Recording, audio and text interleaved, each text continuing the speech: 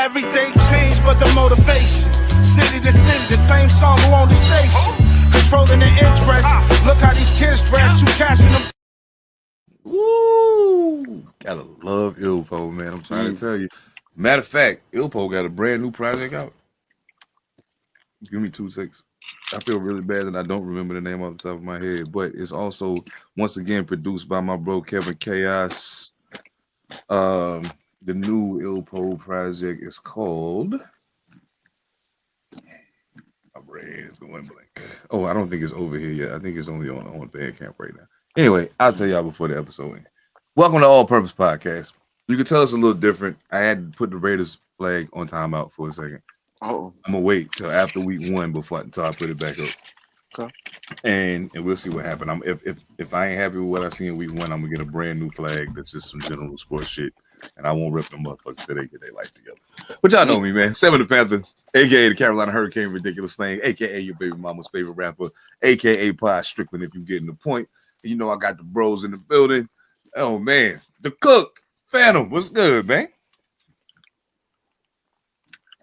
Welcome, motherfuckers. It's been a while. It's been a minute, know what I'm saying? It's Friday night. It's Friday night, so y'all know what it is. It's Friday night. Yeah. I'm an old man. We some old motherfuckers. Staying at home and doing a podcast would be all right for me. Oh yeah, I'm with it. I ain't got dog. It ain't nothing out there for me. Hey, ladies and gentlemen, I'm gonna just tell you now. If I'm not rapping at the function that you having, or speaking at the function that you having, and you ain't paying me to be there, I am not fucking coming. I will be at home. I do not got time to play with y'all. I know me. You ain't got to worry about the YNs, nigga. They get acting crazy. You better be worried about me. So, man, shit. Evan All Mightee, what's good, man? How you living? Everything good, homie. About the same for me, man. I don't go nowhere. I don't go nowhere, man. I've seen everything but a casket. You feel me? You feel me? I'm straight. I'm good. Shit, I almost seen that motherfucker a few times, but you know, we ain't got to get as close as humanly possible. We ain't got to get into all that. You know what I'm saying? Now, Ev really gave me a motherfucking throwback moment when he told me he was drinking Cavassier. I was like, oh shit. I ain't heard that in a minute. But me and the guys was just talking about it, so I guess I'll put it out there for all of y'all. Some of y'all that only pull up because y'all fuck with sports. But if y'all like our energy, y'all like how we get down, make sure y'all pull up Panther Politics episode 200 coming up in 4 weeks. Don't be surprised if you see the all-purpose crew swing through. Of course, me, Monster, listen to P7 will be there. Mojo Barnes is coming through. Either Mad Assassin's coming through. It's gonna be a good time, man. It's gonna be a good time. So but y'all know why we here. You know what All Purpose is all about. We here because sports seasons are in full fucking swing. So, with that said, I was gonna start with the NCAA, but fuck that. I don't want to start with the NCAA. We'll get there in a minute. But right now, we got to talk about what the hottest topic on the planet is. So, you know it is.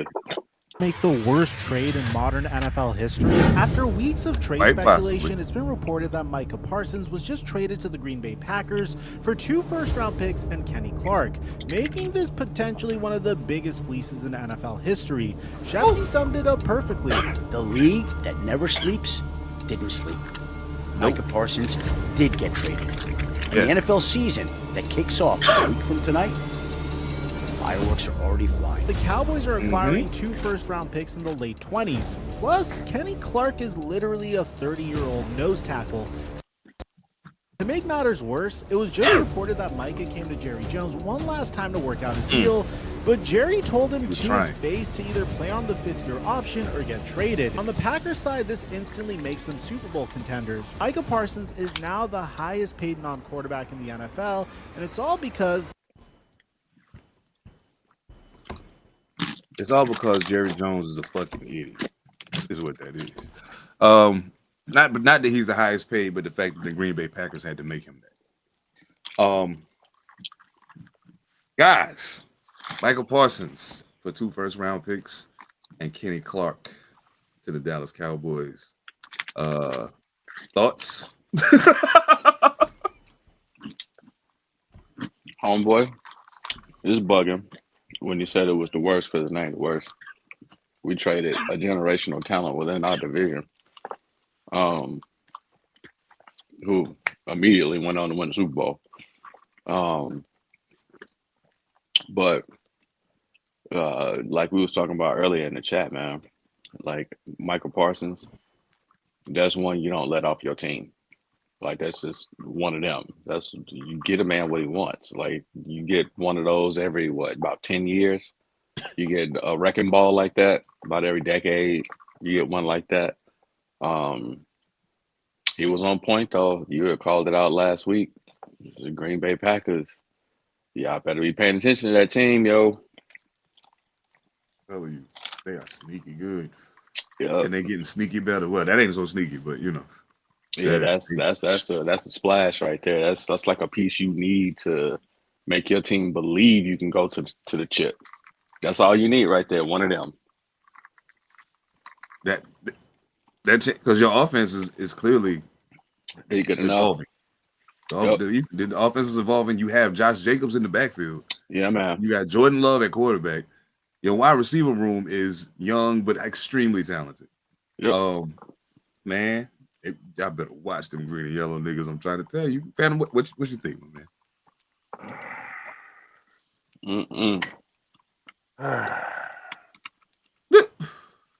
Now that I've had time to let it marinate a little bit, would I have done it? No. Do I stand corrected from other podcasts? Yeah, I stand down and correct myself. I said there's no way in hell that will happen, but hell, even Mike Irvin got it wrong. Yep. Yeah. Schematically is where I come with this. Mm. And it's been one of Michael's downfalls, is you can run on him. He don't play the run very well. This is true. So I'll borrow a phrase. You'll know if this trade is good for Green Bay this season or the next 2-3 years maybe, but this season kind of, and you'll know if the Cowboys made some noise for wherever the fuck these picks are gonna be. Now, well, yeah, we kind of got to see what that turned out to be. Yeah, I feel you. Absolutely. Is Micah playing in Lambeau Field a little different? Not really, because he played at Penn State. Well, people say True. playing in Cowboy Stadium is like a turf or something that's fast. Don't know how much that is, true that is, but they say it's kind of feel a little faster playing on it. So I don't know what Lambeau Field is like. Ain't nothing faster than playing on concrete. Lambeau Field. It's cold. It's frozen. Yeah. It's like playing in the street. Oh, it's hell yeah. That's so they say. So they say. Playing in the street. But I did used Jerry to hate that time down? of year, bro. When that field freeze over, son. It is. Oh God. Did Jerry got down? Get emotional. This seems to be the emotional thing. For sure. Oh yeah. Oh yeah. Yeah. He feels Just one of them, betrayed by his field hand. Yeah, just one of them. Hey man, look, if you just hold up, then we can do this the way I want to do it. But no, you don't understand. I'm the one out here having to hit people and getting hit. I need that now. You understand? Dog, this is my thing. And at first I was just like, early too. Right. All reporters, he came to him early, like last season sometime. To everything being reported, he came to him early to try to get a deal done. So you had 4 cracks at this, so 3 or 4 cracks, because that's Myles Garrett, that's Max Crosby, that's T.J. Watt. So T.J. Watt, yeah. You could have beat all of that and saved yourself some money. You could have beat all of that and saved yourself some money, and still kept Micah in Dallas. Here's the thing for me, and this is how I weigh it out. I'll offer a caveat to you though. And I can, matter of fact, no, give it to me now, because it might actually play into what I'm about to say. Yeah. Okay, so you free up, let's just say, what do they say, 25 million cap space. You got roughly 3 or 4 first-round draft picks. Let's just say, for hypothetical, that Jerry got something up his sleeve that he can pull out his ass later on.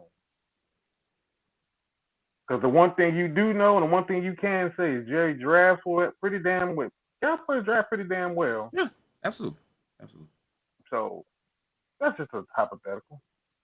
Well, yeah, and plus the other part of that is when you acquiring those first rounders, it don't like we've also seen that the Cowboys aren't afraid to make a move in the middle of the season. They're not scared to do it.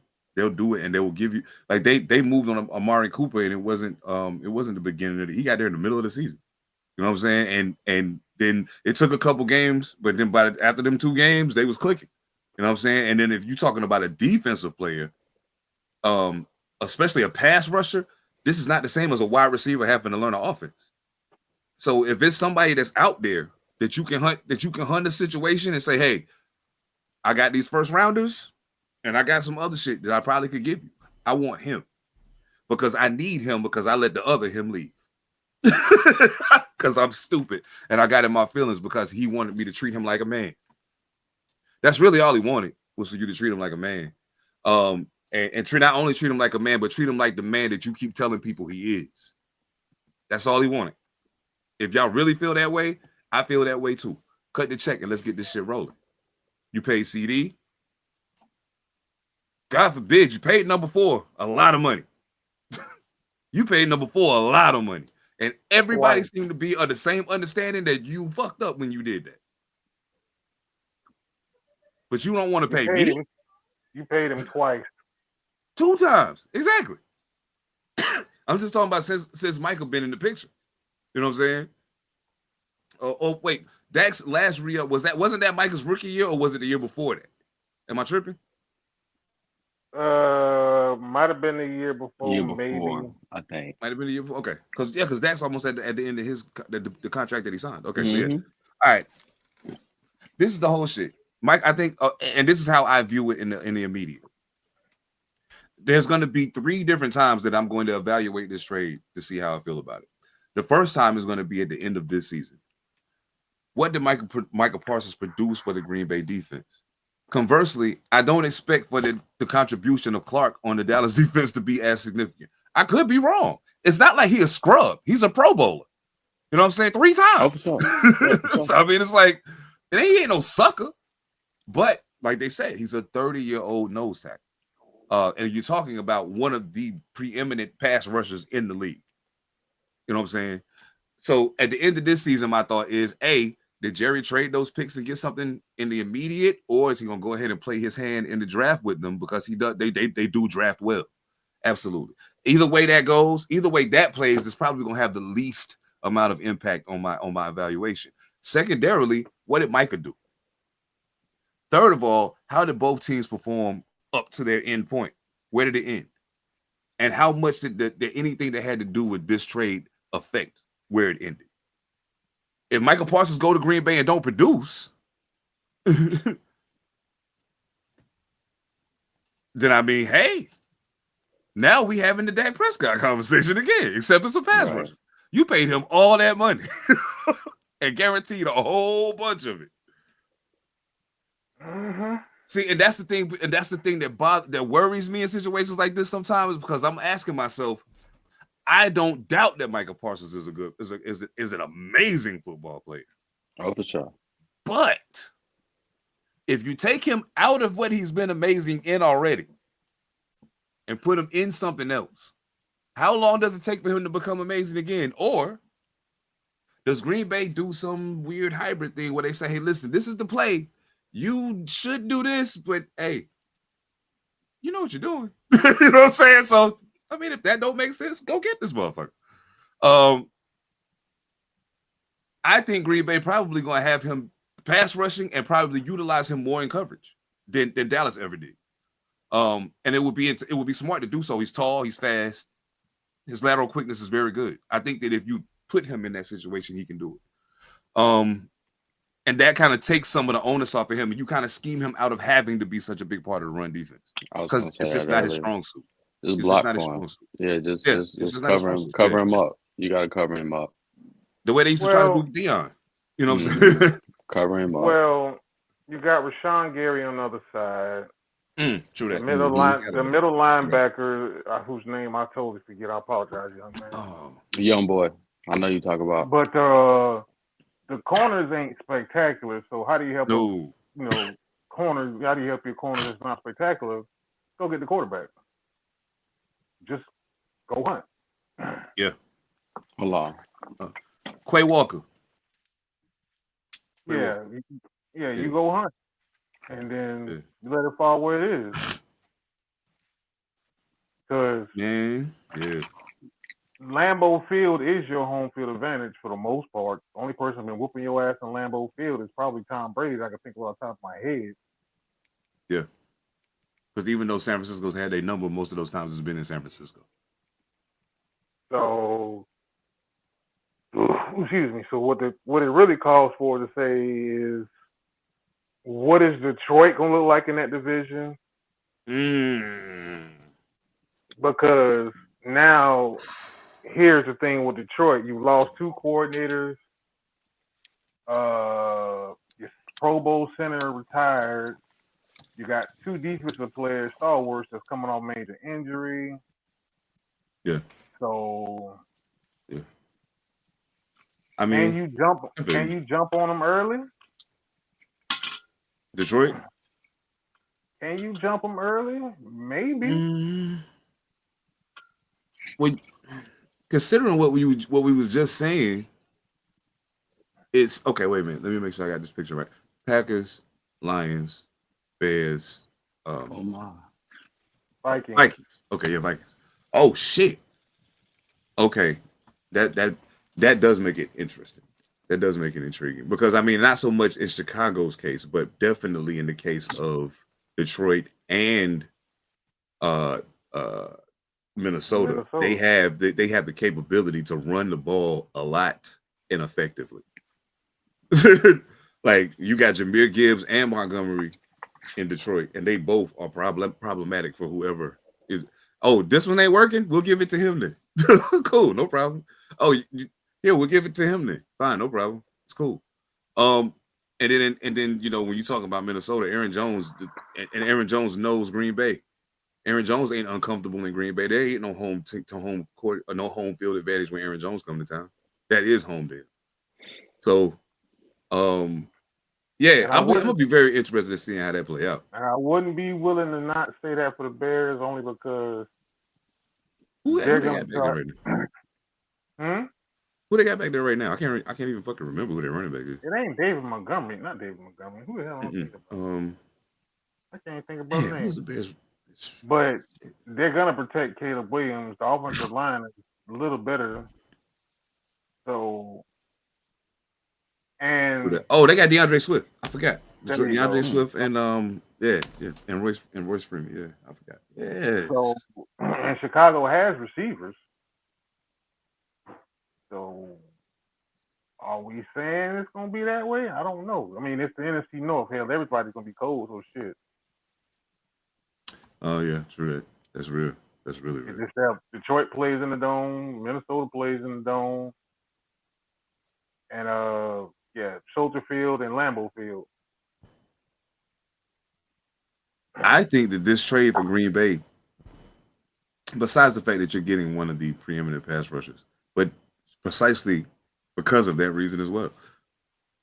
Think about it. Green Bay's greatest opposition in the division, at least as they know it from the season that just passed, they don't know what Minnesota's going to look like with J.J. McCarthy at quarterback. They don't know. Detroit. It's a guess. You know what I'm saying? But they know who Detroit is. You know what I'm saying? And they also know who Chicago is. Not only do they know who Caleb Williams is because they already played him last year, but they also know the coordinator who just became his coach because he came from Detroit. So, I mean, like, even though things are going to be different, we're still talking about different people, different personnel. DJ Moore is DJ Moore. Make no mistake about it, DJ Moore is a top tier wide receiver. I don't know what the fuck some of y'all be talking about sometimes when y'all talking about him, but y'all should watch your mouth when y'all say that young man's name. Anyway, think about it. The Green Bay Packers have a very, very good quarterback themselves. But what has been the question every time they go into combat in one of those situations? Is Jordan Love better than this person? Mm-hmm. That's what it always comes down to. And in most cases where he's not, what ends up happening? He's running for his fucking life. The defense is making life very difficult for him. So now we have an opportunity to turn the tables and do the exact same thing. Now let's really see who about it. We get ready to send him hunting for your quarterback too. Now what? Now what? The ball over. That's true. That's true. That's true too. True that. One thing Jared Goff does not do a lot of. But now you're asking yourself, to your point, now you're saying, all right, with everything that Green Bay's offense is, does Matt LaFleur just look at it and say to the defense, or say to his offense, okay, we can go ahead and just start goddamn slinging this bitch, because I know what I got on my defense. I don't think you do that with Josh Jacobs in the backfield. Not with what he can give you on the ground. I don't think. No. You still do. You still use it, but I'm just saying. It's one of them things where now you ask Jordan Love, can he morph into whatever the game dictates? Before we'll call that, but can he morph into whatever it's going to dictate? One of them 50 attempt games, you know what I'm saying? And don't be throwing 30% on this 50% game. We need you to really, we need you to nail this shit. You know what I'm saying? That's kind of what. Yeah, okay, I understand. I can dig that. That makes perfect sense. And I mean, as I've been watching the list like get down into the lower numbers, in the top 100. I'm excited to see so many offensive linemen and defensive linemen high up on the list. But I'm also very excited that I'm starting to notice that the teams who are the better teams, you're starting to see more and more of their players like proliferate the list. And it's not a matter of popularity anymore. At this juncture, these guys are really good. Like, boom. No, you really think you don't see offensive linemen in top 10? I think so. I hope so. I think so. I'm saying it, and I hope so, but I'm skeptical to the son bitch. I think you'll get, because where T.J. Watt and Chris Jones just fell at, I'm like, the only motherfucker I can think of I'm missing is Myles Garrett, if I'm not mistaken. Mm-hmm. It just comes to my head like that fast is Myles Garrett's ass. True that. True that. I think. Well, I mean, okay. Well, we pretty close to the top 10 right now, and it's a. I'll show you. Check it out. This is where we at right. Niggas be, this is wizardry, word to Wall Williams, dare to win, razor bars, terrapin wait. I hope you had your spinach, Lieutenant Butchie Cavalier in his trade, poses wiggin' cause I've been it. So show me love, 7 the killer, with the syllables, pull triggers, clap off till your wolves go timber on the field or the court is confrontation, no hesitation. Russell Wilson, you will see hawks for your trepidation. I come in peace, but if the game come to freedom or death, I shall bear arms like Jay Cutler. So we right at the top 10. You got the dude I was thinking that might have made it, and now I know he didn't. So Sewell? Yep. So I feel you. I mean, so where's Eagles shit? You talking about Lane? Where does Lane fall? Did Lane already get picked? Lane was already up. Yeah, Lane was already. Lane was Lane, Jordan Mailata. Yeah, both of them already been up there. Already been up there. So I'm like, who the hell is the offensive lineman I'm thinking of as top 10 that I can't think of? See? I mean, Lane Johnson was number 23. I want to see something. Because that as you asked that question, I want to see who they have ranked as the top offensive lineman. And, no, he's already been said, though. Well, almost all of these people whose names have been called already, except for one, and that's Christian Darrisaw. So, but I don't think he would be top 10. So, I think Panay Sewell might be the highest one, bro. I would have to go back. I was glad to see. A lot of people take they have a mistaken concept of what statistics really mean. And what they really translate to. And a lot of people was like, oh man, Chris Jones didn't I said, dog, have you ever watched the Chiefs game to see just how many people are touching that man every single play? Are trying to keep him away from what is happening with the football. There's a reason why other people on the Chiefs statistics are going up. And it's because you have to stop him. He get a whole bag of chips every play. Exactly. You gotta stop him. Everybody gonna tap him. Man, you got to. That's crazy. It's bugged out for me to see Jared Goff where he is, especially. I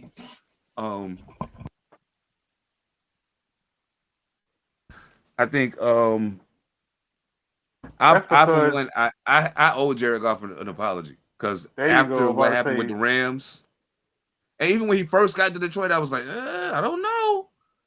But I'll even say when he first got to Detroit, it still looked better than the end of that run in Los Angeles. And so I was like, wait a minute, maybe there's something there. You know what I'm saying? But still, whatever. And I really wasn't paying attention. And it's like it snuck up on me. And one day I just looked up and was like, oh my God, Jared Goff is playing incredible. What is going on here? He had a perfect game. Like no incompletions. He turns the ball over very little. Very little, and part of that is part and parcel to the offense that they run. He doesn't take a lot of risks with the football,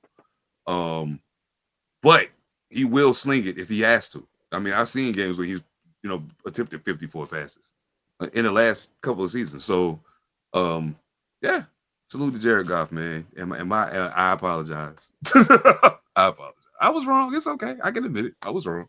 It's cool. yeah, you won. I mean, Carson Wentz got a Super Bowl ring for being hurt, but you won. This is true. This is true. This is true. I mean, Carson Wentz just got signed by somebody too, didn't he? Who just signed him? Yeah, somebody signed him. Boy, I just read that today. Yeah, Carson Wentz because they dropped the quarterback that I thought they was going to keep and signed his ass. I was like, who wants Carson Wentz on their team? And why? Why? I don't get it.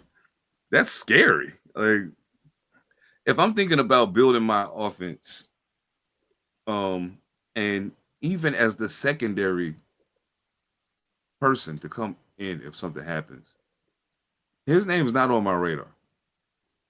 I've seen enough of him be not good for me to be like, I'm straight, bro. I'm cool. Go ahead. Yeah, you got all of the stuff, huh? It's Carson Wentz in San Francisco. Was it San Francisco? Oh my God, Carson Wentz is from Raleigh. I didn't know that. Oh shit. Okay. No, Minnesota. There you go. Minnesota. Yeah. Oh Lord, you might want to rethink that one. Yep. I just as soon as I said Minnesota, my brain was like, hey, yo, bro, you know he could make it work, right? I was like, shit. Yeah, he probably could. You know Kevin He O'Connell probably will find a way. could. KOC Kevin O'Connell find a way to make that shit will work. Yeah. figure out a fucking way to make that shit work. Like, all right, motherfucker, you just don't fuck this up. Man. You got Justin Jefferson. And when was Carson Wentz at his best? When he could run and had good receivers to throw to. And he just happened to have one of the best to throw to. And he happened to have one of the best duos of wide receivers in the whole league once these first 3 games is over. And you just got Thielen back. Yep. Yo, that's crazy, bro. Matter of fact, you know what? Speaking of that, I don't know if y'all seen the list. I only copped the top 10, but they dropped a list of the top. They ranked the triplets for each team from 32 to 1, and this is the top 10. Number 10 was where's my? Oh, here we go. Number 10 is Houston. C.J. Stroud. Nick Chubb is instead of Joe Mixon, who apparently is injured, has a foot issue going on with his foot that's got him out. They're not sure how that's going to play out. And of course, Nico Collins, who is sneaky good. Sneaky good. That kid is incredible. Number 9, the LA Rams, Stafford, Kyron Williams, and Puka Nacua. I almost feel like that's a slap in the face, but we'll get to that in a minute. Number 8, the Chargers, Justin Herbert, Marion Hampton, and Mr. McConkey. Number 7, Tampa Bay, Baker Mayfield, Bucky Irvin, and Mike Evans. Buffalo is 6, Josh Allen, James Cook, and Shakir. I feel like they maybe could be a little higher on that list, actually, but Excuse me. I think they kind of play. I feel like they're playing Shakir's face with that ranking, but we'll get that. 5, San Francisco, Purdy, McCaffrey, and Kittle. I put Kittle. Man, I was rushing to type that shit. Bugging. George Kittle, my apologies, dog. No diss to White Conda. Salute to you, sir. Number 4, Cincinnati, Burrow, Brown. It's the Brown part that bothers me with this one. And Chase. Number 3, Philly. Jalen Hurts, Saquon Barkley, AJ Brown. Number 2, Detroit, Jared Goff, Jahmyr Gibbs, and of course, Amon-Ra St. Brown. And number 1, who I knew would be number 1 before I even scrolled down the page, the Baltimore Ravens, Lamar Jackson, Derrick Henry, and Zay Flowers. That's just the top 10. You know what I'm saying? Like, it bugged me. First of all, it bugged me out to not see Kansas City there at all in the top 10. But then I thought about it and was like, Kelsey's had a couple down years. Mahomes had his worst statistical season ever last season. You know, Pacheco really, really good, but been hurt and hasn't had an opportunity to prove just how good. So there's question marks there. But as far as the top 10, at least, what do y'all think? Philly number 1. Sorry. I would put Lamar and Henry 1. That's what I was gonna say. Yeah, but you just wanted chip with that shit, so I gotta give you the goddamn love. That's I mean, true. this is not cool defenses, but okay. The Chargers being number 8, gotta see on that one too.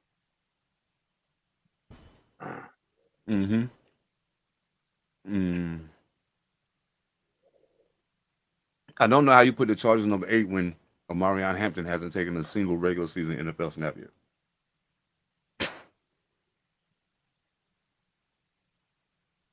I understand Herbert, prototypical, blah blah blah, all the things. Cool.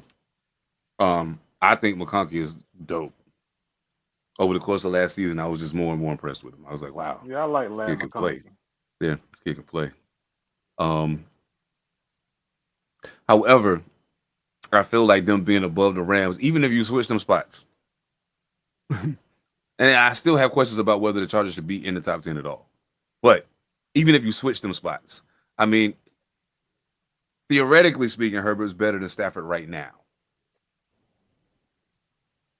Theoretically speaking, younger, more athletic, also sharp. All of the things Stafford can do, he can do them. And plus, he's the prototypical whatever. Cool. I would put McCaffrey and Kittle down too. Put them down, not up. Not put them down a little high. They high for me.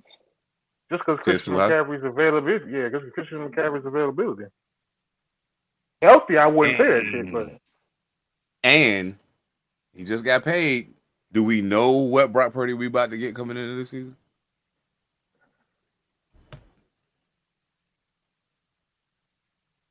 Yeah. Because he's shown that he can have some stinkers. So, I mean, he's shown he can have some stinkers. So, I don't know. I mean, I guess if I'm being honest, I can understand the Philly being number 1 thing. Because even though I'll take Lamar Jackson over Jalen Hurts all day, every day, and twice on Sunday. Yeah, I would too. It might depend on what day I wake up, whether I take Derrick Henry or Saquon Barkley. But you might just depend on what I want to do that day. But I'm taking AJ Brown over Zay Flowers every time. Every single time. No matter what I'm trying to do with my offense, I'm taking AJ Brown before Zay Flowers. So that does make sense to me. Absolutely.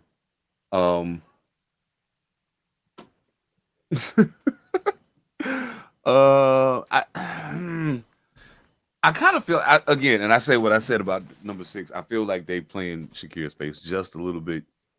I think he's better than they're giving him credit for. He's just not being asked to do what Stephon Diggs was being asked to do. You know what I'm saying? It was like, bro, look, when I need you, just get it done. We're gonna run this thing ground and pound. Dalton Kincaid gonna get his. We're gonna spread it around, but you're my guy. So when I need you, I just need you to show up. You don't gotta carry it. I'll do that. Cool. I don't think you penalize him for that. And I think because of everything you said about availability, that does put them ahead of San Francisco because all of those guys played almost every game last year. Like all of Allen played every game. Cook played just about every game, I do believe. I think he played every game. And Shakir, I think, might have missed 2 games last year, maybe. So yeah, that does count. Oh man. I think Detroit should make sense. Detroit makes sense. You could just flip Baltimore and Philly. Because I mean, realistically, if I'm thinking about it, I'm taking Amon-Ra St. Brown over Zay Flowers too. Mm-hmm. But I'm not taking Gibbs over Derrick Henry. No. Well, now in that case, Detroit would have to move back to 3, and Baltimore would be 2, and Philly would be 1. Because I'm not taking Jared Goff over Lamar Jackson either. So yeah, I'm not taking nobody on Detroit over anybody from Baltimore. Nah. And San Francisco shaky. The Tampa Bay at number 7 was a little weird for me. It was a little strange. I mean, Mike Evans is Mike Evans, yo. You can't take that away. To put Houston at 10 was weird because we don't know what Nick Chubb's going to look like. So if he's not ready and Joe Mixon is out, at least in the interim, I think that automatically pushes them back a little. I mean, and CJ Stroud went through a slump last year. We don't know what's going to happen coming into the season. Did that mess with him here? Like, is he going to be CJ Stroud? Well, that was because receivers were out, and receivers were out. Man, yeah, shit. Damn, Collins was out, Diggs was out. Offensive line was a little shaky too. And they lost Tank Dell for the season last year, didn't they? I believe so. Early. Early. Okay. That's, man. It get tricky when it get like that because I'm like, man, I understand what y'all saying, but I feel like y'all giving people some flowers on based on something other than what we last saw from them. You know what I'm saying? Especially in the case of somebody like McCaffrey who missed all the year, basically. You know what I'm saying? Wow. Yeah, that shit was crazy. I was like, man, when I saw that shit, I looked at that list and was like, oh, I can't wait to hear this. Because these niggas, I don't know. So we got the top 100 triplets. Oh, I know what I want. I'll get y'all opinion. We was talking about it a little bit off mic earlier, but it's early. We know it's early. But the early AP top 25 is out. Texas is at number 1. Now, Phantom, could you please repeat that very odd fact that you stated for me earlier about Texas? I don't know if it's changed as of yet. It said it was shifted, but Texas is the number 1 team, and they're underdogs against Ohio State. I don't know if the betting line has changed. I think it did, but the opening was about a 1.5, 3.5 point to Ohio State. I've never seen a number 1 ranked team ever be an underdog in their first fucking game. That's wild. The only time I've ever seen, well, I mean, it has to go back in history and really, really do studying, but I don't do a whole lot of betting. It's the first time. I'm looking at it right now. There is a time where they said something wouldn't work, and it would be the year, if I got this right, it's that year Auburn basically ran everybody out of the goddamn building. Mm-hmm. So that would be Cadillac Williams year, if I'm not mistaken. Yep. Mm-hmm. I think that's the only one. They were like ranked number 3, and they still was goddamn. People still didn't believe they were gonna win. So that's about the only one I could think of. With projecting Arch Manning being a Heisman front runner, so that's just weird as hell to me. Yeah. So as of right now, they are still underdogs. Marking the first time a preseason #1 team has been a week 1 underdog in NCAA history. Buckeyes are currently So, listed as favorites with the point spread hovering around 1.5 to 2.5 points at various sports books. so that means they just put a whole lot of damn money on Tech. They put a whole lot of money on that line. Mm-hmm. I mean, Mm. the game isn't. It's in Columbus, so I mean that's going to matter. Yeah, but I think Texas home. got I think home dog. field advantage matters way more in college than they do in the pros. Yeah, but I think Texas has college won like 10 or 11 straight road games or some shit like that since last year. Mm-hmm. How many of those were in Columbus? I mean, it ain't got to be in Columbus. Shit. The I fact mean, that you've done it. the same way that we given extra points to Philly because they won the title last year. So did Ohio State. Well, that's true. Just saying. I'm and mind you, I don't got a dog in the fight. I don't care which one of them niggas win. But Mm. a part of me really wants Texas to lose for my own selfish reasons. Um, and I don't fuck with Ohio State, so they tell you something. But like, um, okay, I'm gonna be completely transparent about the reason why I want Texas to blow it and Because why they're I in your want this. conference. Nah, it ain't got nothing to do with that. It's way more. It's way. It has absolutely. As a matter of fact, it has very little to do with sports. Actually, um, I feel that way because I feel like Arch Manning is getting, um, he's getting the red carpet into the NFL, and but you didn't see fit to do that for Shador Sanders. That's all. That's all it is. It's simple as that for me. He come from football royalty, sure. So does Shador Sanders. Fuck what you heard. All of your pundits call his daddy the best cornerback that ever played your game. Almost all of them. So in my brain, I'm like, well then, if it, I'm a big fan of DMX, and DMX had a song, and in the hook he said, "So if it's fuck me, nigga, do you know it's fuck you?" Okay, fuck Shador Sanders, sure. Then fuck Arch Manning too. How about that? I don't hope he failed like y'all hoping homie failed, but blow this one at least. It'll make me happy. It'll make me happy. Yeah, that's just crazy, man. I hate to be that guy. And it ain't a race thing. Don't get it twisted.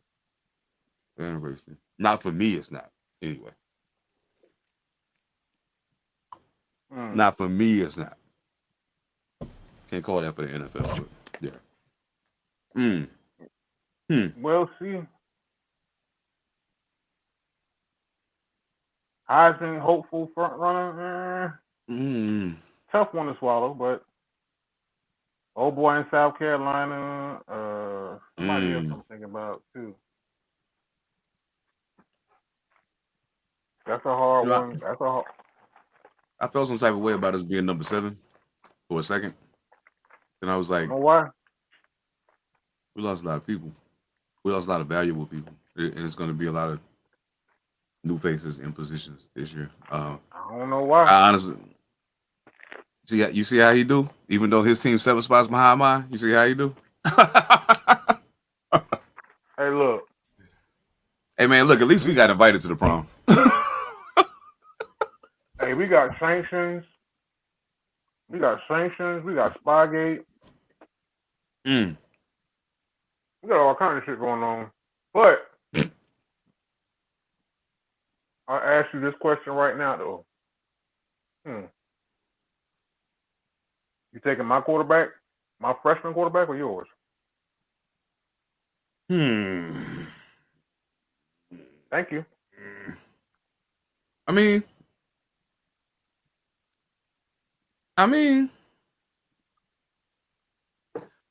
I'll say this.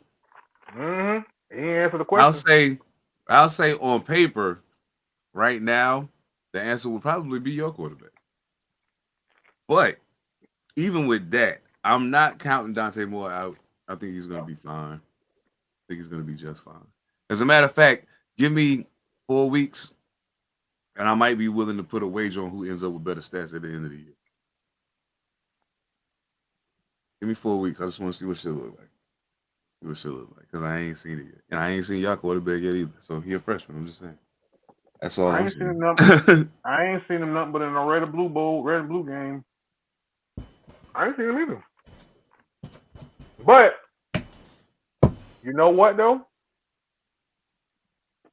This is almost, it's not the equivalent to it, but Bryce Underwood comes in as the number one overall prospect out of high school. Arch Manning comes in as what? And he's getting the love he's getting. True that. Just saying. True that. Mm-hmm. I give you that. I give you that. Mm-hmm. Yeah, I give you that. Now, it's been some other shit. Now, I want to tell you something I heard that surprised me. Oh, before I get to that, we can't do it now. It's too early. It's too early. But I know right now Arch Manning is the quote unquote favorite for the Heisman. Texas is number one. Blah blah blah blah blah.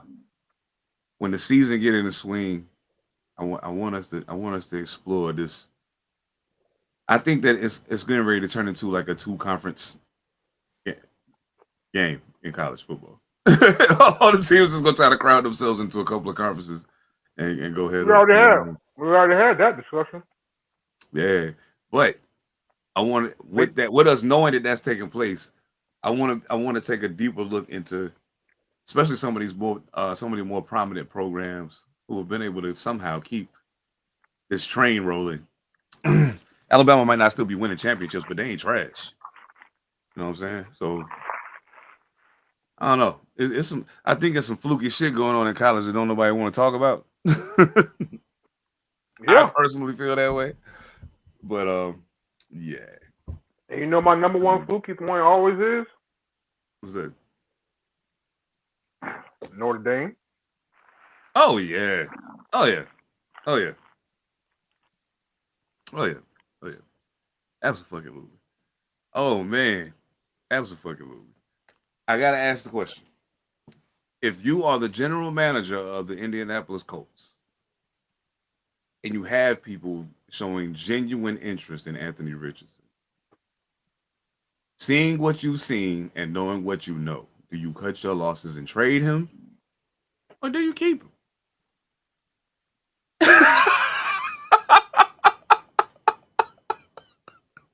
Get him out of here. It was like, Yeah, get him out of here, man. You gotta go, bro. If they want him and I can get something good for him, I can, get something legitimate. Now, if it's some bullshit, nah, I ain't just gonna let him walk out the door because I still say he could be converted into a whole lot. That's a very big athletic man. absolutely. Um, if I could get something good for him now, somebody sees some potential in him, they want to turn him into, want to work with him and turn him into what he's supposed to be. Oh yeah, I'm gonna tax you for it. Especially depending on who it is that's coming to get him. So yeah, otherwise he ain't gonna play. They're gonna play Jones. Yep. And I think they're gonna give him a very long leash because they scared to turn the keys back over to. They don't want to give it back to I'm Bull. tired. Yeah, I'm tired. They don't want to give him the keys back. Phantom said that. Phantom said it. That would hurt him Oh long yeah. term. That was definitely Oh gonna yeah. hurt him long term. Mm. Hmm. Well, Shane Steichen's already said he's giving Daniel Jones a long leash. Oh yeah. Here's my thing with that. No, you don't. You don't. Not yet. You keep him in the building. Only way I say do it now. Let's just say the only reason I say you do it now is, excuse me, is what is his preparation? What is his attitude? What is his behind the scenes that would Right. make me do that? But if you're telling me Daniel Jones, Anthony Richardson, okay, well, Daniel Jones hasn't exactly set the world on fire. True that. No, he And never Daniel does. Jones is a product of what we always say, coaches always say, oh, I can work with that. I can I can make that better. New York wasn't good for him. Then he had a year. What was he at? San Francisco. Mm-hmm. San Francisco, Kansas City. No, Minnesota. No, he was in Minnesota. Minnesota. Mm-hmm. So you're saying that might be a second go around. So now for Anthony Richardson, let's just say Shane Steichen has the final say and no ownership meddling, but you got to down that sword. If Daniel Jones don't produce, you got to down that sword. Mm-hmm. So now it's whoever comes in the regime behind that is like, okay, let me see what the fuck is wrong with Anthony Richardson. Mm-hmm. So too many variables in that. I feel it. I think I probably would ship his ass out. But like for me though, it would have been a different situation. For me, it would have been a matter of, oh, we signed Daniel Jones. If I saw enough before the preseason even started for me to say, I think he's gonna start, let's get this kid the fuck out of here and send him somewhere where he can get the development he needs. Obviously, it ain't working. You know what I'm saying? And let's see if we can get something that's gonna help us now. Because right now, he don't help us. You know what I'm saying? As a matter of fact, he hurt us right now. I would offer y'all a suggestion, and this is one just off the top of my head. It's a crazy ass thought. What's up? What if Jerry trades for him, just like he did with Trey Lance? I can actually see that. It'll be exciting. That's all Jerry's about. Exciting. Yeah, because I don't think it's gonna matter. It's like on the field. It's not gonna matter on the field, but yeah, it'll be a good story. Ironically, I think I know what who I'd like to see give a run at trying to rectify what's wrong with Anthony Richardson. Who? Mike McDaniels. Here's why. The majority of the Miami Dolphins passing game is quick. You ain't got to think about it. Don't overthink this. He's open, and he's open. Just throw the ball. Or turn around and hand it off.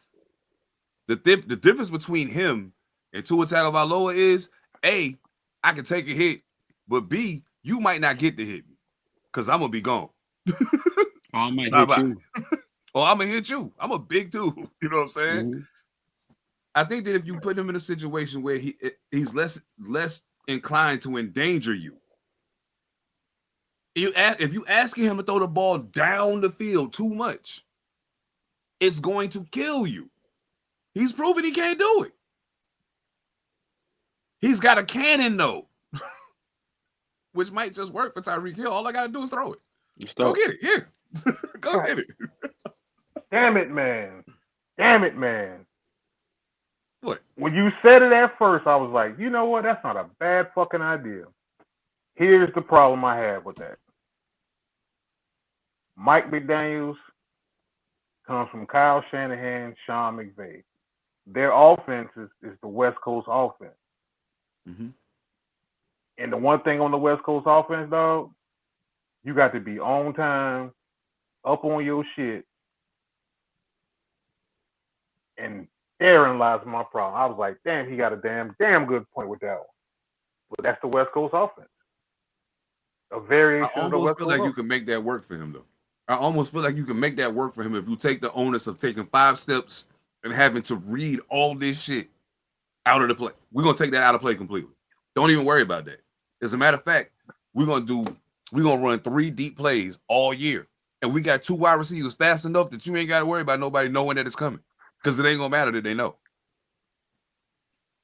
Here we go. This is what we're going to do. This tight end's coming here. The running back's coming out the backfield going here. This wide receiver's crossing right here. That other one's going here to take the top off just as a distraction. Don't even worry about that part. Throw it to one of these guys. We'll tell you when to throw it down there. Throw it to one of these guys. If you complete 7, 8 of these, this is the thing, and this is the reason why I think it works. If you start completing 7, 8 of those, and then they making yards after the catch, your confidence level is going.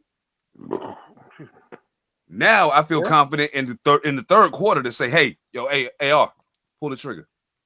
Go. Tyreek, just go. You throw that shit as far as you can. You go get it. Go. Play action fake. And now you saw this zigzagging crossing shit across the middle. Everybody started drawing in because they scared. take their head off. I think they can make it work. But I'm not saying that you trade him to Miami right now and it works right now. I'm saying you trade him to Miami now, get something that can help you now, and give them a year to work with, or give them 8 games to work with him to start changing the way his mind is operating. Right now, his confidence is trash. He is absolutely in the dumps right now. You know what I'm saying? So you don't go ask for a trade from the team that drafted you that highly, especially when you know that you lost the quarterback battle. There's no question. They're not just saying Daniel Jones is playing better than you. He's clearly playing better than you. You can't blame that on them. You're not playing good. What are you doing? So his confidence is shaky. He didn't look bad in the preseason. It's just good. The wow plays are the deep throws, and then the ones he airmails when then you got to read the zone properly, put it ahead of the safety, behind the Mike linebacker, the Sam weak side linebacker. Be ready to check off the blitz or see the man coming in the box. I'm talking like I played quarterback. I never played quarterback a day in my life. I'm just looking at it from a goddamn offensive lineman standpoint, and a defensive player standpoint. Yeah. But I'm just like, yeah, bro. It's, it could work. Man. I hate it for him, man, because I had I ain't gonna say I had high hopes for him, but like I wanted to see him at least. I kind of hate that it went the way that it did, and he got thrown in the fire. You know what I'm saying? At the point that he did, because I was like, dog, he really just needs to sit for the whole season. Don't even let him play.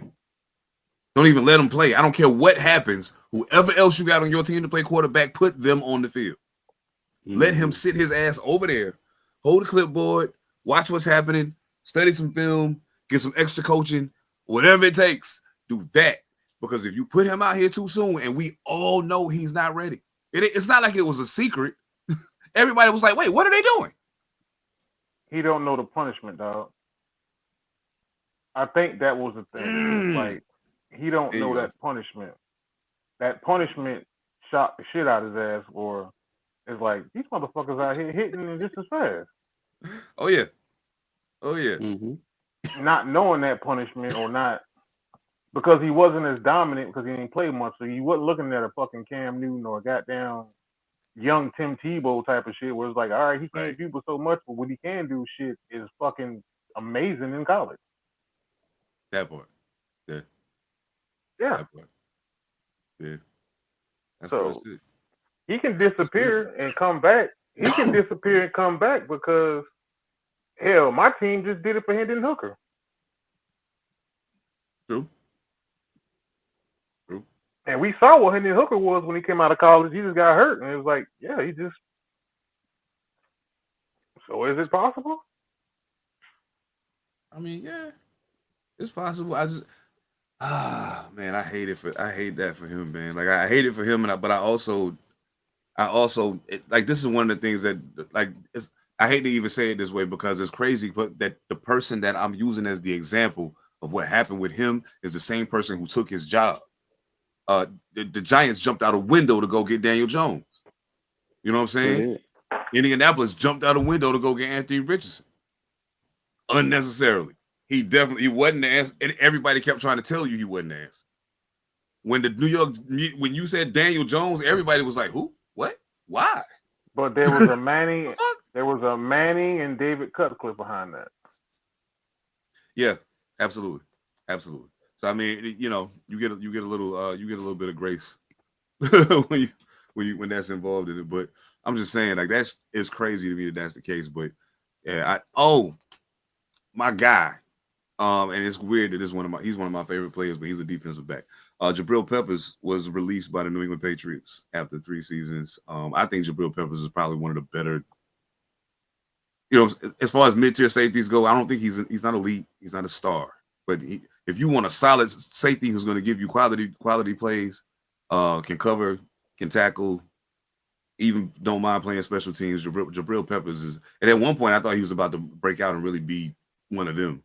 But I think he maybe kind of hit his ceiling, and that's okay. But he's still a very, very valuable piece for any defense that'll have him. So that does say something about the quality of what the New England Patriots are building, that they were able to let him go. He was coming out of, bruh. he was coming out of Michigan. He had that year in Michigan, and they thought he was. Because I remember it. He's Michigan. You know, I know my Michigan guys. I was like, oh, okay. And then it was like, oh no. He can come down the box, but you know that other part. Now, I will say, in the right situation, you can burn Jabril Peppers' ass. Yeah. In the right situation, you can burn him. That was the part when Cleveland drafted him. Because him and Denzel Ward was supposed to be, you know, creating Cleveland's very own no-fly zone type of situation. It just wasn't that kind of party. Man, we just hit an hour. I'm getting ready to ask y'all this one last thing. We're gonna do this and then we can load up. We're gonna load up for Monday. I gotta get y'all take on this, man, because it's been bubbling, and I was like, it ain't nobody else I want to have this conversation with my guys. The talk about Paige Buchers and this rookie season that she's having, and all of these comparisons with Caitlin Clark. I've seen a lot of people walking on both sides of the line. I mean, not at the same time. Just saying, I've seen arguments, you know, in different ways, and I'm like, well, they didn't play in the same season, which kind of negates some of the talk that y'all having. Not only that, but there was a different aura that assisted that came in to the league when Caitlin Clark came in. And there's a reason why the things that have revolved around her since she's been in the league, there's a reason why they're in place and why they're occurring in the way that they are. So I just wanted to, you know, get y'all take on it, because I know Paige is going absolutely insane. Like, she's crazy. I think she might have bumped her head once and then she never let it heal. She's crazy. But when you look at her season that she's having, her rookie season she's having versus the season that Caitlin Clark had, like, how do you weigh that, personally?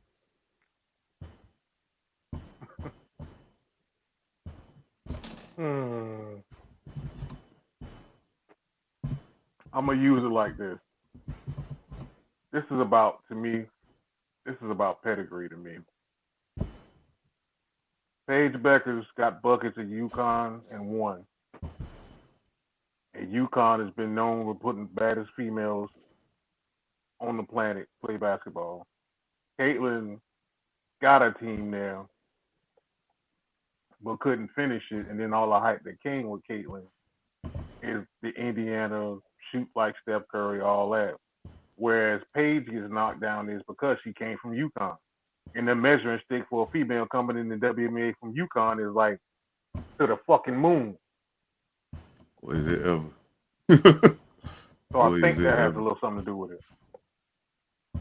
I feel it. Yeah, I feel it. Oh man. You know, it's a wash for me, man. It's a wash for me. I feel it. I mean, yeah, you know, okay. I'd take either one on my squad. It's not like either one of them is Jordan or Cheryl Miller. It's, you know, they both had good seasons. They're both good players. Stop trying to pit all of these women against each other all the time and let the league grow, yo. That part right fucking there. Yeah, man. That part right fucking there. And hey, we got to have a question, y'all. We got to have a conversation. I mean, I'm gonna ask y'all this. Well, this is a part of the conversation, WNBA conversation, and it's also in music too, because we often ask, when does the ghost of Biggie and Tupac go away? When does the ghost of Cheryl Miller and some of these go away? That's a good question. Never. Until the people that actually saw it go away. You got a long time. People still alive that saw it. I feel that. Yeah, but it went away for Wilt and went away for Russell. You know, people say Russell. Hell, this Mike's catching hell now, even though the Last Dance and COVID kind of brought that back. So As it's long as possible. we got analytics, as long as we have the rise of analytics and people are keeping stats, that's always going to make people relevant. You're going to talk about people forever as long as stats are kept. And some of the people that we're talking about, even Cheryl Miller's numbers, as she didn't even get to play in the WNBA, but it's not just Earl Manigault tales of what she did. It's on paper. As people saw it with their eyeballs. So, like I said, as long as people are still alive, man, to tell the tales and show the tape, it's a high bar. I think you got a point there, and I think that that's the main epicenter of it. I think what ends up happening, and I think Michael Jordan was very strategic in how he did that Last Dance thing and all of that. And I say that to say this, much like you said, Michael's the ghost of Michael Jordan, in a way, was only starting to take the hit because there was able to be this proliferation of LeBron mania and even people making the argument for Kobe. And Mike was just Mike wasn't the owner no more. Mike was chilling. You know what I'm saying? Like, it's not like he's in people's faces all the time. I mean, sure, the sneakers are gonna sell forever. You know what I'm saying? But at the end of the day, that kind of took on a life of its own. Mike got that don't race mean cars, man. Jordan don't mean the same on the feet of some of them kids that it meant to us. They just know they Jordans. You know what I'm saying? And to them, it's just a fly sneaker. So by dropping the Last Dance and allowing people to start entering the conversation who actually couldn't be a part of it because they never saw him play, really. But now they got a chance to go inside those three-peat seasons, those three-peat runs, and get a sense of, oh shit, like, oh, this is what Michael Jordan is? Oh shit. You know what I'm saying? So it starts shaking the conversation up again. Now, as far as the WNBA and ladies are concerned, I think as far as like Cheryl Miller and then the ladies that was the first ones to come in the league when the WNBA started with, you know what I'm saying, with Tina Thompson and all of them, and Swoops and Cynthia Cooper. Oh yeah. At a point when our line drops and the guys and the ladies that's 10, 12 years younger than us right now and the people that's playing right now are the thing to them, as they start to become the old heads, now they people are the ones. You know what I'm saying? And that don't mean they don't talk about our people, because we still talk about Wilt and them. I'll be quick to be like, Wilt was crazy. Yo, Bill Russell was something. But I was like, but I still be like, but Michael Jordan though. Sorry. But Mike though. I'm just saying. So I think that's kind of how it's gonna end up playing out there. But it's not gonna be a point where their names go away so much as it's gonna be like, oh yeah, this thing was the standard. Cool, like boom, and you look at that and they appreciate it for what it was, hopefully. You know what I'm saying? But then they won't. I mean, we already know they won't, because I look at it like, they didn't get the experience. Like people like Jim Brown were like my dad's heroes. You know what I'm saying? And we still talk and know who Jim Brown is in 2025. You know, and some of it is because of his, not because of football all the way, because of his civic exploits. You know, yeah, we do know him for that. But I didn't know of Jim Brown for his civic exploits when I was coming up. I knew that he played lacrosse and that he ran people over. That's what I knew. You drag people down the field. So, you know, you had reverence for it. I think there's always room for reverence, but yeah, you know, like you said, the generations flip, you know, and the heroes of those generations are talked about until there's no more eyes on it. And then you got the next crop, you know, so you got to be an elite to cross generations like this. That's how you know that Wilt, Bill, Mike, you know, Lawrence Taylor, Magic, Bird, you know, these type, Derek Jeter, these type players, you'll talk about them for a long time because they truly are. Elite Kobe, people will talk about the Mamba forever. So it'll be just like Jordan, you know. So that's an elite class, man, to be able to live on. That's a true legend, and it ain't a whole bunch of them. No, Ain't a whole bunch of Not them. by comparison, no. Not by comparison. How many people actually playing? And that's something to say, like true legendary status. That's a debate to have, yo. Like hockey, Oh, Wayne hell yeah. Gretzky, legend. Like there's Legend. legends, you know. I don't think that's legend. I think that's Who? transcendent. Oh, I feel those you. Oh I yeah, feel you. I transcendent think that's athletes. transcendent. You get closer to that, that's more transcendent to me because I'm like, when you transcend time, Yeah. Oh yeah. Oh hell yeah. All that's where I eras. think that becomes. When All you eras. transcend eras, I believe that's more That's of a that. perfect word for And it. Hell maybe yeah. that's a level. Maybe it's levels even to that. Like they say the Hall of Fame got different rooms, you got different levels. In legend status, you just got some that you know, you got the Mount Rushmore, like for real. A multi-sport Mount Rushmore, you know. I think it's cool that they do the all decade teams. Yeah, And I that's think nice. it's cool that they do that because it's an opportunity for you to say, hey, I know who my all-time favorite player might be, but for this 10 years right here, my guy wasn't playing. He was retired already. This 10 years right here, this guy was absolutely phenomenal. You know And what I'm saying? I offer one more thing to you that probably helps or has proliferated some of the legends sticking around a little bit longer, or even the comparisons. This generation and the generation previous are growing up with video games. So they grew up with 2K, and in 2K modes, just like when we had live, you can mix it up. So they got all era teams, all Hawks teams, all Boston teams, all, you know, Chicago teams. So they get to play with all of these players put together. They Oh get yeah. to cross eras. They get to see if Jordan is better than KD, you know, because these stats are kind of real world based or whatever. So they gain the knowledge through video games. And, you know, that has helped them. We didn't have that. You know, we didn't get to see that. It was just our uncles or our daddy, you know, telling us, you know, I saw, you know, we heard it. They're actually getting to experience it. So that'll keep it alive. So Pause. Yeah, we did. who, what, where? Yeah, we did. What we get? Tecmo Bowl. Oh, but those is all players that was playing That was playing at the then. time that we You was, know what I'm saying? yeah, that You was talking about playing. being able to play We're with talking players about from being able to play with, before you. Okay. you know, Oh, like when you before, play with okay. the all Lakers team, you got the all Lakers team. Like you got Yeah. everybody on that You got joint. Jerry You know, West. You got right. You Elgin. know, they All out those there. niggas. Elgin Baylor is on the court. These are names that, Even though you unless didn't you know who was they were because they didn't sign off. right, Exactly. Yeah. You knew Exactly. Mike was. Hey, Mike was 99. Michael Jordan was 99. Yeah. You feel yep, me? But on every game. Simpson.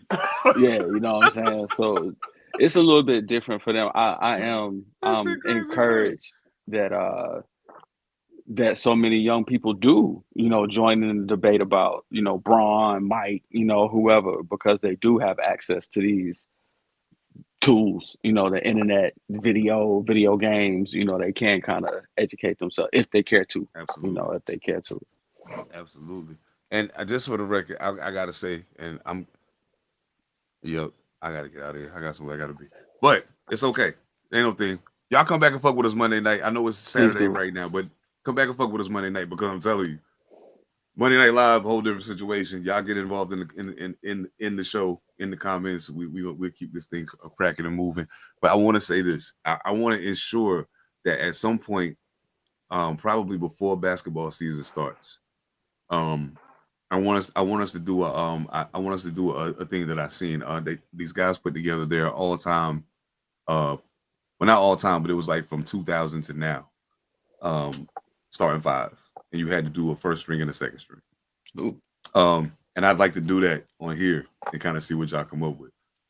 Also, we're gonna be playing another triplets game, but this time I'm gonna add a few more stats, and we're gonna allow the people in the comments to get involved in the game as well. That's fine. Make it a little interactive, you know what I'm saying? I'm looking forward to that. Damn, it was something I meant to tell niggas, but I don't know. It's great. I'm high as shit, so y'all forgive me, you know what I'm saying? I'm out here West Coaster, man. Y'all gotta forgive me. But make sure y'all lock in with us every Monday night, every other Saturday. We're getting ready to have some guests coming through. It's gonna be super dope. Clash in Paris a little bit. Oh yeah, and I'll touch Clash in Paris a little bit on Monday. No doubt. Matter of fact, that's what we're jumping off with because I'm actually gonna see if I can snag some clips so that we can see some shit. So tell me what fights you gonna highlight. Shoot me the text on which fights you gonna highlight, and I'll see if I can get some clips from those fights so we can throw them up. But yeah, straight jacket.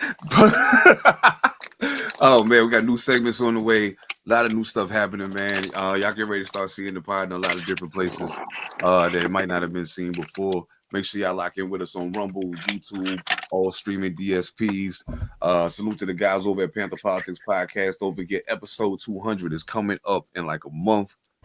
You might see the all-purpose cats slide through. You know what I'm saying? Either Mad Assassin might slide through. You know, Laz might slide. You never know who might be. Ilpo might slide through. You never know. You know what I'm saying? So if I was y'all, and for the first time ever in the history of Panther Politics Podcast, we going live.